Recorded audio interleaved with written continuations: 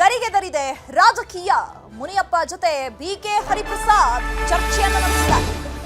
CM ಬಣದಿಂದ ಅಂತರ ಕಾಯ್ದುಕೊಂಡಿದ್ದ K H Muniyappa ಜೊತೆ ಈಗ ಬಿಕೆ ಹರಿಪ್ರಸಾದ್ ಚರ್ಚೆಯನ್ನು ನಡೆಸಿದ್ದಾರೆ. ಭಾರಿ ಕುತೂಹಲ ಕೆರಳಿಸ್ತಾ ಇದೆ.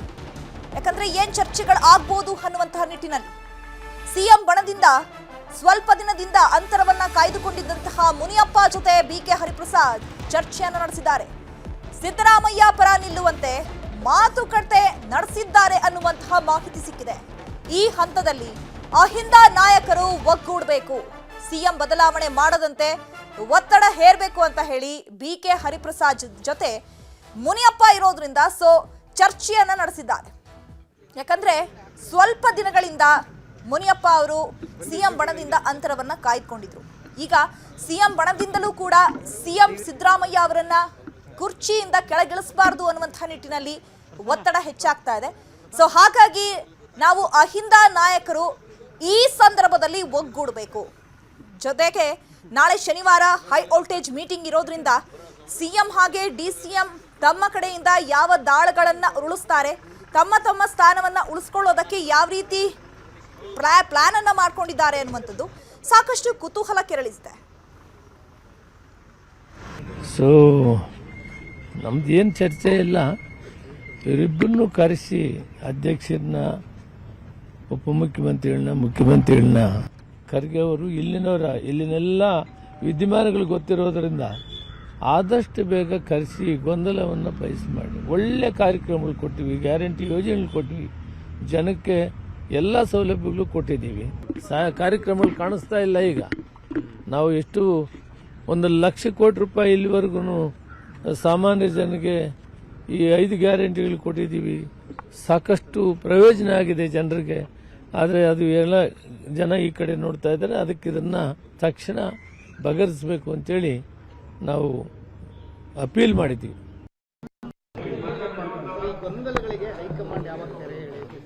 ಆದಷ್ಟು ಬೇಗ ಶೀಘ್ರವಾಗಿ ಹೈಕಮಾಂಡು ಈ ಗೊಂದಲಗಳಿಗೆಲ್ಲ ತೆರೆ ಎಳೆಯುತ್ತೆ. ಅದು ಡೇಟ್ ಎಲ್ಲ ಕೊಡೋಕ್ಕೆ ನಾಟ್ ಎ ಕಾಂಪಿಟೆಂಟ್ ಅಥಾರಿಟಿ. ಆದಷ್ಟು ಬೇಗ ಎಲ್ಲ ವಿಚಾರವೂ ಸಹ ಹೈಕಮಾಂಡ್ ಗಮನಕ್ಕೆ ಬಂದಿದೆ.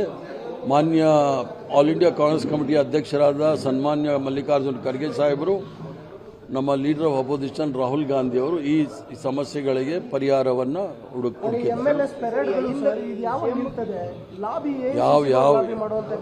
ಯಾವ ಪೆರೇಡು ಇಲ್ಲ, ಏನೂ ಇಲ್ಲ.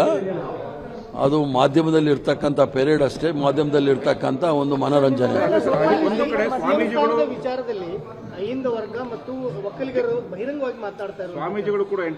ನೋಡಿ, ಸ್ವಾಮೀಜಿಗಳು ಎಲ್ಲರೂ ಸಹ ಎಂಟರ್ ಆಗಲಿ, ಅದ್ರ ಬಗ್ಗೆ ನಾನು ಹೇಳೋಕ್ಕಲ್ಲ. ಏನು ಸಂತೋಷದ ವಿಚಾರ ಅಂದರೆ, ಯಾರು ನರೇಂದ್ರ ಮೋದಿ ಜೊತೆ ನಿಂತ್ಕೊಂಡಿದ್ರು, ಯಾರು ಭಾರತೀಯ ಜನತಾ ಪಾರ್ಟಿಗೆ ಸಪೋರ್ಟ್ ಮಾಡಿದ್ರು, ಅವರೆಲ್ಲರೂ ಸಹ ಕಾಂಗ್ರೆಸ್ ಪಕ್ಷಕ್ಕೆ ಒಂದು ಉಪದೇಶವನ್ನು ಕೊಡ್ತಾ ಇದ್ದಾರೆ. ಇದು ಒಂದು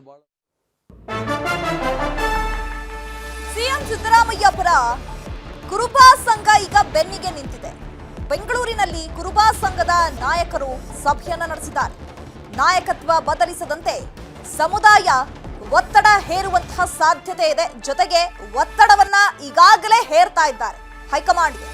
ಸಿಎಂ ಅವರನ್ನ ಕೆಳಗಿಳಿಸಿದ್ರೆ ಪಕ್ಷವನ್ನ ಬಹಿಷ್ಕರಿಸುತ್ತೇವೆ, ಕಾಂಗ್ರೆಸ್ಗೆ ಎಚ್ಚರಿಕೆ ಕೊಟ್ಟಿದ್ದಾರೆ ಕುರುಬಾ ಸಮುದಾಯ. ಚುನಾವಣೆಯಲ್ಲಿ ಕಾಂಗ್ರೆಸ್ ವಿರುದ್ಧ ಮತ ಹಾಕ್ತೇವೆ ಅಂತ ಹೇಳಿ ಎಚ್ಚರಿಕೆ ಕೊಟ್ಟಿದ್ದಾರೆ. ರಾಜ್ಯದ ಎಲ್ಲಾ ಕ್ಷೇತ್ರಗಳಲ್ಲೂ ಸಮುದಾಯ ಕಾಂಗ್ರೆಸ್ ಅನ್ನ ಬಹಿಷ್ಕಾರ ಮಾಡಬೇಕಾಗುತ್ತೆ. ಸಭೆಯಲ್ಲಿ ಮುಖಂಡರು ಎಚ್ಚರಿಕೆಯನ್ನ ಕೊಟ್ಟಿದ್ದಾರೆ. ಈಗ ಸಿಎಂ ಸಿದ್ದರಾಮಯ್ಯ ಅವರಿಗೆ ಅಹಿಂದ ಸಂಘಟನೆ ಬೆಂಬಲವನ್ನ ವ್ಯಕ್ತಪಡಿಸ್ತಾ ಇದೆ. ಮತ್ತೊಂದು ಕಡೆ ಡಿಸಿಎಂ ಡಿಕೆ ಶಿವಕುಮಾರ್ ಅವರಿಗೆ ಒಕ್ಕಲಿಗ ಸಂಘಟನೆ ಈಗ ಬೆಂಬಲವನ್ನ ವ್ಯಕ್ತಪಡಿಸ್ತಾ ಇದೆ. ಇಷ್ಟು ದಿನ ರಾಜ್ಯ ರಾಜಕೀಯದಲ್ಲಿ ರಾಜಕಾರಣಿಗಳು ಮಾತ್ರ ಅಖಾಡಕ್ಕಿಳಿತಾ ಇದ್ರು. ಬಟ್ ಈಗ ಸಿಎಂ ಹಾಗೆ ಡಿಸಿಎಂ ಪರವಾಗಿ ಸ್ವಾಮೀಜಿಗಳು ಕೂಡ ಈಗ ಅಖಾಡಕ್ಕಿಳಿತಾ ಇದ್ದಾರೆ. ಹಾಗಾಗಿ ಸಿಎಂ ಸಿದ್ದರಾಮಯ್ಯ ಅವರನ್ನ ಬದಲಾಯಿಸಿದ್ರೆ ಕಾಂಗ್ರೆಸ್ ವಿರುದ್ಧವಾಗಿ ನಾವು ವೋಟ್ ಹಾಕ್ತೀವಿ ಅಂತ ಹೇಳಿ ಪರೋಕ್ಷ ಎಚ್ಚರಿಕೆಯನ್ನ ನೀಡಿದ್ದಾರೆ. ಮತ್ತೊಬ್ಬ ಯಾವುದೇ ರಾಜಕಾರಣಿಯನ್ನ ನಾವು ವಿರೋಧಿಸುವಂತದ್ದಲ್ಲ, ಅಲ್ಲಗಳೆಯುವಂಥದ್ದು ಅಲ್ಲ. ಇಲ್ಲಿ ಅಚಾನಕ್ ಆಗಿ ಈ ತರ ಬೆಳವಣಿಗೆಗಳು ಒಬ್ಬರ ವ್ಯಕ್ತಿತ್ವಕ್ಕೆ, ಘನತೆಗೆ ತುಂಬಾ ಘಾಸಿಯಾಗುವಂತಹ ವಿಷಯ ಬಂದಿರೋದ್ರಿಂದ ನಾವು ಈ ಒಂದು ಮಾತನ್ನ ಹೇಳಬೇಕಾಗಿದೆ.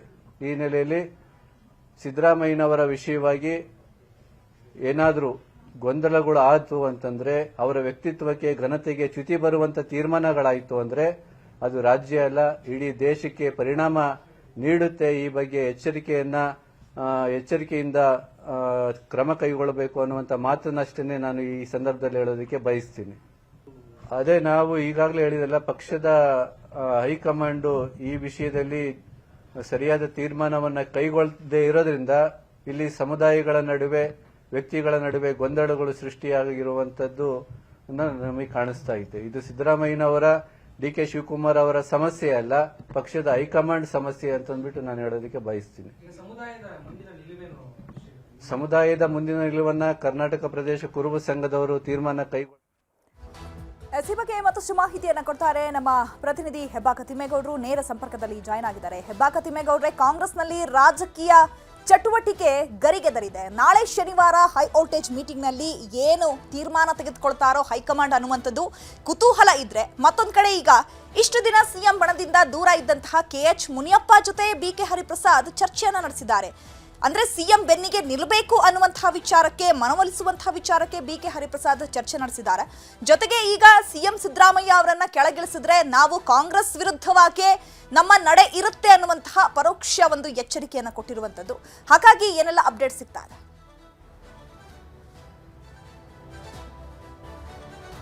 ಪರೋಕ್ಷ ಎಚ್ಚರಿಕೆ ಅಲ್ಲ ಚೈತ್ರರ, ನೇರವಾಗಿ ಒಂದು ಸಂದೇಶವನ್ನ ರವಾನೆ ಮಾಡಿದ್ದಾರೆ. ಸಿಎಂ ಸಿದ್ದರಾಮಯ್ಯನವರನ್ನ ಅಧಿಕಾರದಿಂದ ಏನಾದರೂ ಕೆಳಗಡೆ ಇಳಿಸಿದ್ದೇ ಆಗಿದ್ದಲ್ಲಿ ಸಿಎಂ ಪರವಾಗಿರ್ತಕ್ಕಂಥ 90 ಮಂದಿ ಶಾಸಕರ ರಾಜೀನಾಮೆಯನ್ನ ಕೊಡಿಸಬೇಕಾಗುತ್ತೆ ಅನ್ನುವಂಥ ಒಂದು ಎಚ್ಚರಿಕೆಯನ್ನ.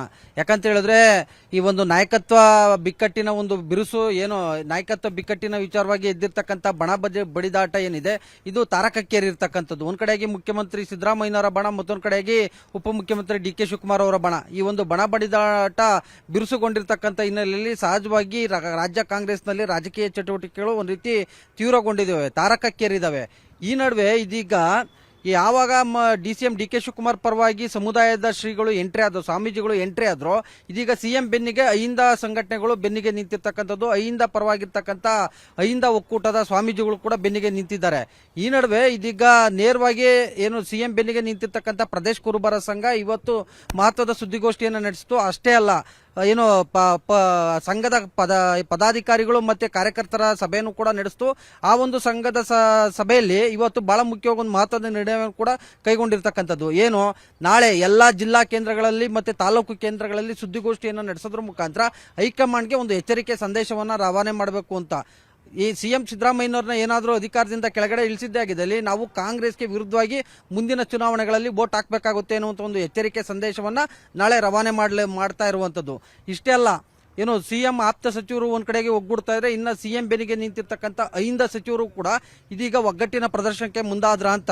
ಯಾಕಂತ ಹೇಳಿದ್ರೆ ಮೊನ್ನೆ ಅಷ್ಟೇ ಸಚಿವ ಸತೀಶ್ ಜಾರಕಿಹೊಳಿ ನಿವಾಸದಲ್ಲಿ ಡಿನ್ನರ್ ಮೀಟಿಂಗ್ ಅನ್ನ ನಡೆಸಿದಂತ ಅಹಿಂದ ಸಚಿವರು ಇದೀಗ ನಾಳೆ ಸಂಜೆಯೇ ದೆಹಲಿಗೆ ತೆರಳೋದ್ರ ಮುಖಾಂತರ ಹೈಕಮಾಂಡ್ ಮೇಲೆ ಒತ್ತಡವನ್ನ ಹೇರೋದಕ್ಕೂ ಕೂಡ ಚಿಂತನೆಯನ್ನ ನಡೆಸಿದ್ದಾರೆ ಅಂತ ಹೇಳಲಾಗ್ತಾ ಇದೆ. ಇದಕ್ಕೆ ಪೂರಕವಾಗಿ ಇದೀಗ ಸಿಎಂ ವಲಯದಲ್ಲಿ ಗುರುತಿಸಿಕೊಳ್ತಾ ಇರತಕ್ಕಂತ AICC ಹಿರಿಯ ನಾಯಕ BK ಹರಿಪ್ರಸಾದ್ ಅವರು ಕೂಡ ಸಿಎಂ ಪರವಾಗಿ ಬ್ಯಾಟ್ ಬೀಸ್ತಾ ಇದ್ದಾರೆ ಅಂತ ಹೇಳಲಾಗ್ತಾ ಇದೆ. ಇದಕ್ಕೆ ಪೂರಕವಾಗಿಯೇ ನಿನ್ನೆ ಸಂಜೆ ಸಿಎಂ ಸಿದ್ದರಾಮಯ್ಯನವರ ಜೊತೆ 1 ತಾಸಿಗೂ ಹೆಚ್ಚು ಕಾಲ ಮಹತ್ವದ ಮಾತುಕತೆಯನ್ನು ಕೂಡ ನಡೆಸಿದ್ರು.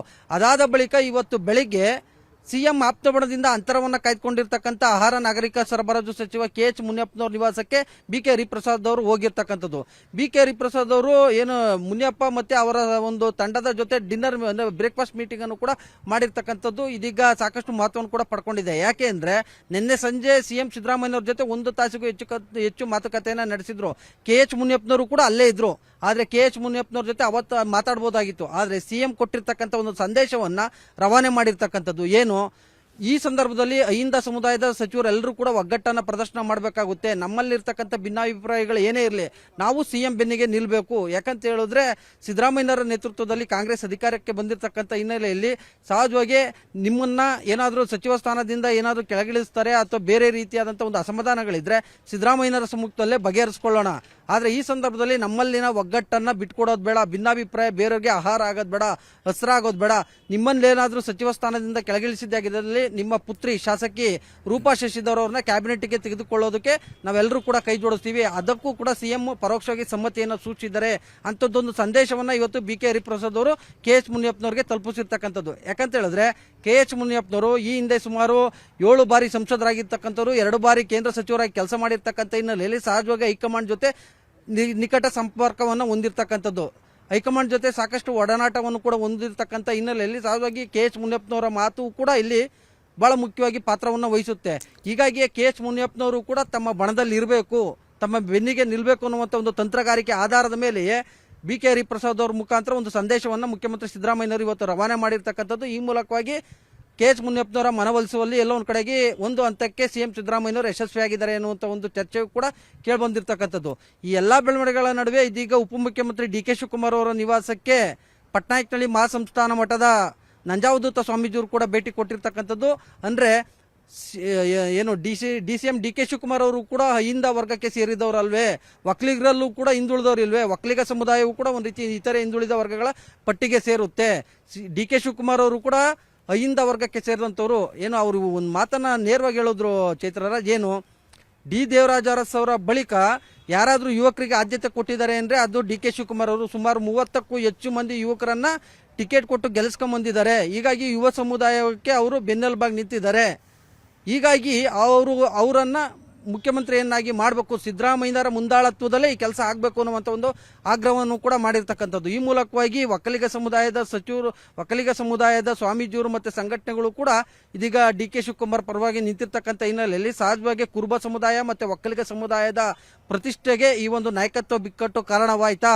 ಮತ್ತೊಂದು ಕಡೆಯಾಗಿ ನವೆಂಬರ್ 30ನೇ ತಾರೀಕು ಅಂದ್ರೆ ನಾಳೆ ಎಲ್ಲ ನಾಡಿದ್ದು ಸಂಜೆ 5 ಗಂಟೆಗೆ ಸೋನಿಯಾ ಗಾಂಧಿ ನಿವಾಸದಲ್ಲೂ ಕೂಡ ರಾಜ್ಯ ನಾಯಕರ ಪ್ರಮುಖರ ಸಭೆಯನ್ನು ಕೂಡ ಕರೆಯಲಾಗಿರ್ತಕ್ಕಂಥದ್ದು. ಈ ಒಂದು ಸಭೆಯಲ್ಲಿ ಈ ಒಂದು ಗೊಂದಲಕ್ಕೆ ಗೊಂದಲ ಉಂಟಾಗಿದೆ. ಮತ್ತೊಂದ್ ಕಡೆ ಈಗ ಸಿಎಂ ಸಿದ್ದರಾಮಯ್ಯ ಅವರು ಕಾಂಗ್ರೆಸ್ ನಲ್ಲಿ ಯಾವ ರೀತಿ ಇದ್ದಾರೆ ಅಂತ ಹೇಳಿದ್ರೆ ಕಾಂಗ್ರೆಸ್ ನ ವೋಟ್ ಬ್ಯಾಕ್ ಅಂತಾನೆ ಸಿಎಂ ಸಿದ್ದರಾಮಯ್ಯ ಅವರನ್ನ ಕರೆಯಲ್ಪಡುವಂತದ್ದು. ಮತ್ತೊಂದ್ ಕಡೆ ಈಗ ಸಿಎಂ ಸಿದ್ದರಾಮಯ್ಯ ಅವರನ್ನ ಸ್ಥಾನದಿಂದ ಕೆಳಗಿಳಿಸಿದ್ರೆ ಕುರುಬಾ ಸಮುದಾಯ ಕೂಡ ಈಗ ಎಚ್ಚರಿಕೆ ಕೊಟ್ಟಿದೆ, ಕಾಂಗ್ರೆಸ್ ವಿರುದ್ಧವಾಗಿ ನಾವು ಮತ ಹಾಕ್ತೀವಿ, ನಾವು ಬಹಿಷ್ಕಾರವನ್ನ ಮಾಡ್ತೀವಿ ಅಂತ ಹೇಳಿ ನೇರವಾಗಿ ಎಚ್ಚರಿಕೆಯನ್ನ ಕೊಟ್ಟಿರುವಂತದ್ದು. ಮತ್ತೊಂದ್ ಕಡೆ DKಶಿ ಪರವಾಗಿ ಕೂಡ ಒಕ್ಕಲಿಗ ಸಮುದಾಯಗಳು ಕೂಡ ಸಿಡಿದೆದ್ದಿರುವಂತದ್ದು. ಆ ಒಂದು ವಿಚಾರಕ್ಕೆ ಸಂಬಂಧಪಟ್ಟಂತೆ ಯಾವ ರೀತಿಯಾಗಿ ಈ ಒಂದು ವಿಚಾರಗಳನ್ನ ಬ್ಯಾಲೆನ್ಸ್ ಮಾಡುವಂತಹ ಸಾಧ್ಯತೆಗಳಿದೆ?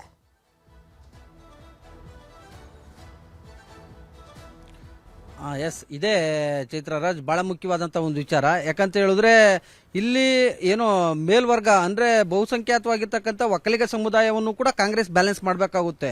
ಯಾಕಂತ ಹೇಳಿದ್ರೆ DK ಶಿವಕುಮಾರ್ ಅವ್ರನ್ನ ಬೆಂಬಲಿಸಿ ನಾವು ಕಾಂಗ್ರೆಸ್ಗೆ ಮತ ಹಾಕಿದ್ದೀವಿ ಅನ್ನುವಂಥ ಒಂದು ಸಂದೇಶವನ್ನ ಒಕ್ಕಲಿಗ ಸಂಘಟನೆಗಳು ಕೊಡ್ತಾ ಇದಾವೆ, ಒಕ್ಕಲಿಗ ಸಮುದಾಯದ ಸ್ವಾಮೀಜಿಯವರು ಕೂಡ ಕೊಡ್ತಾ ಇದ್ದಾರೆ. ಇತ್ತ ಅಹಿಂದ ಸಮುದಾಯದ ಹಿರಿಯಣ್ಣ ಅಂತ ಕರೆಯಲ್ಪಡುವಂತ ಕುರುಬ ಸಮುದಾಯವು ಕೂಡ ನಮ್ಮಿಂದಲೇ ಸರ್ಕಾರ ಅಧಿಕಾರಕ್ಕೆ ಬಂದಿರತಕ್ಕಂಥದ್ದು, ಸಿಎಂ ಸಿದ್ದರಾಮಯ್ಯನವರಿಂದಲೇ ಸರ್ಕಾರ ಅಧಿಕಾರಕ್ಕೆ ಬಂದಿರತಕ್ಕಂಥದ್ದು. ಹೀಗಾಗಿ ಅವರನ್ನ ಕೆಳಗಡೆ ಇಳಿಸೋದು ಬೇಡ, ಮುಂದಿನ ಅವಧಿಗೆ DK ಶಿವಕುಮಾರ್ ಅವರನ್ನ ಮುಖ್ಯಮಂತ್ರಿಯನ್ನಾಗಿ ಮಾಡಿ.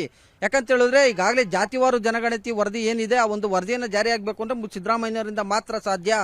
ಹೀಗಾಗಿ ಶೋಷಿತ ಸಮುದಾಯಗಳ ಪರವಾಗಿ ಧ್ವನಿಯಾಗಿರ್ತಕ್ಕಂಥ ಸಿದ್ದರಾಮಯ್ಯನವರನ್ನ ಕೆಳಗಡೆ ಇಳಿಸಿದ್ರೆ ನಾವು ಕಾಂಗ್ರೆಸ್ಗೆ ವಿರುದ್ಧವಾಗಿ ಮತ ಹಾಕ್ತೀವಿ ಅನ್ನೋ ಒಂದು ಸಂದೇಶವನ್ನು ಕೂಡ ರವಾನೆ ಮಾಡಿರ್ತಕ್ಕಂಥದ್ದು. ಇತ್ತ ಒಕ್ಕಲಿಗ ಸಂಘಟನೆಗಳು ಕೂಡ ಮತ್ತೊಂದು ಕಡೆಗೆ ಒಕ್ಕಲಿಗ ಸಮುದಾಯದ ಸ್ವಾಮೀಜಿಯವರು ಕೂಡ DK ಶಿವಕುಮಾರ್ ಪರವಾಗಿ ಅಹಿಂದಾಸ್ತ್ರವನ್ನೇ ಪ್ರಯೋಗ ಮಾಡ್ತಾ ಇದ್ದಾರೆ.